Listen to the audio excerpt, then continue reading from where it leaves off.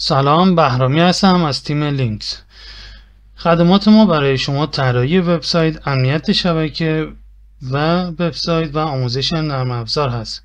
دوستان عزیز، شما میتونید از طریق واتساپ و یا ایمیل با ما در ارتباط باشید. خب بریم ادامه آموزش برنامه کیپس. تو ویدیوهای قبلی یاد گرفتیم کیپس رو نصب کنیم و یک دیتابیس بسازیم و با برنامه کار کنیم. تو این ویدیو میخوایم یاد بگیریم چطور بکاپ بگیریم و فایل بکاپ رو بین دستگاهمون به اشتراک بذاریم و سینک یا همگامسازی هم انجام میدیم. توی کیپس خیلی مهمه که از دیتابیس و پسوردمون بکاپ بگیریم، یعنی هر چند وقت یک بار فایل دیتابیس رو کپی کنیم و توی یه جای امن مثل فلش یا فضای کلاد یا همون فضای ابری نگهداری کنیم. اینطوری اگه فایل اصلیمون هم خراب شه یا پاک شه همیشه یه نسخه پشتیبان داریم. خب ببینید، من دیتابیس هم تو درایو دی حالا تو این فولدر گذاشتم. یه کپی از این اومدم توی فولدر ساختم. حالا این فولدر شما میتونید روی هارد اکسترنال فلش یا فضای ابریتون باشه. کپی رو اینجا قرار دادم و براش تاریخ گذاشتم. این تاریخ 29/2025 هستش.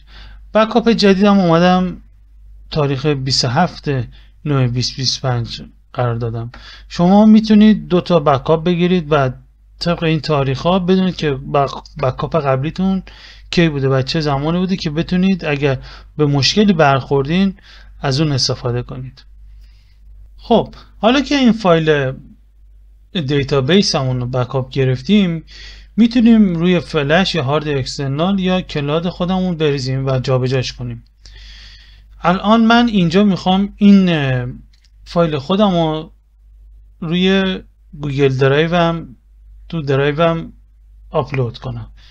اینو میگیرم، دراگ اند دراپش میکنم همینجا و همینطور که میبینید کپی میشه اینجا. خب ببینید، حالا ما میخوایم بریم مبحث بعدیمون که سینک کردن بین دیوایس هامون هستش. مثلا من اینجا الان تو کامپیوترم از کیپس میخوام دیتابیس همو تو موبایلم هم استفاده کنم. خب من این فایل رو آپلود کردم. الان وارد آموزش سینک کردن میشیم. برای اینکه دیتابیس کیپس رو بین چند تا دستگاه داشته باشیم میتونیم این کار رو به دو روش انجام بدیم. یکی به روش دستیه و دیگری به روش اتوماتیک. حالا دستی یا منوال به چه صورته؟ مثل همین کاری که الان کردم. فایل بکاپ رو روی فلش یا فضای ابریمون میذاریم و هر وقت لازم داشتیم با موبایل یا اون دیوایس همون دانلودش میکنیم و استفاده میکنیم. من برنامه کیپس دی ایکس رو برای اندروید دانلود کردم. برنامه رو باز میکنیم. اگر بخوایم که یک دیتابیس جدید بسازیم create new wallet رو اون پایین سمت چپ میزنیم و اگر بخوایم یه دیتابیس ایمپورت کنیم بهش open existing wallet رو میزنیم. خب من وارد این صفحه میشم، میگه آدرس به من بده. من اینجا درایوم رو انتخاب کردم و بهش میدم و این فایلی که هستش رو ایمپورت میکنم بهش. پسورد رو بهش میدم 2 3 4 5 6 و فایل رو برای من باز میکنه. خب این همون فایلی که من تو کامپیوتر ساختم. اینجا مثلا تو بخش اینترنت من این جیمیل رو ساختم، میبینید که این هستش و تو قسمت بانک اومدم یه فیلد ساختم، اینم هستش، کارت بانک ملی خودم و میتونید استفاده کنید.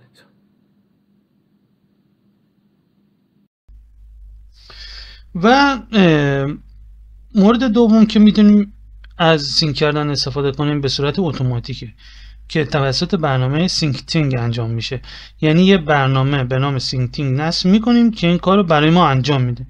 این برنامه وقتی دستگاهمون آنلاین باشن فایل رو مستقیم بین همدیگه سینک میکنه و دیگه لازم نیست دستی این کار انجام بدیم. من یه توضیح کوتاه اینجا در مورد برنامه سینکتینگ بدم. سینکتینگ یه برنامه متن بازه که به ما اجازه میده بدون نیاز به فضای ابری فایلامونو به صورت امن و رمزنگاری شده سینک یا همگانسازی کنیم. یعنی فقط دستگاه خودمون با هم ارتباط دارن بدون هیچ سروری، حتی اگه اینترنت هم نباشه از با شبکه لن این کار انجام میدن. ببینید ما تو این ویدیو انتقال فایل دیتابیس رو به صورت دستی انجام میدیم و کار با نرم افزار سینکتینگ رو تو ویدیوهای دیگه به شما آموزش میدیم که یه آموزش جداگونه هستش درباره همین برنامه سینکتینگ.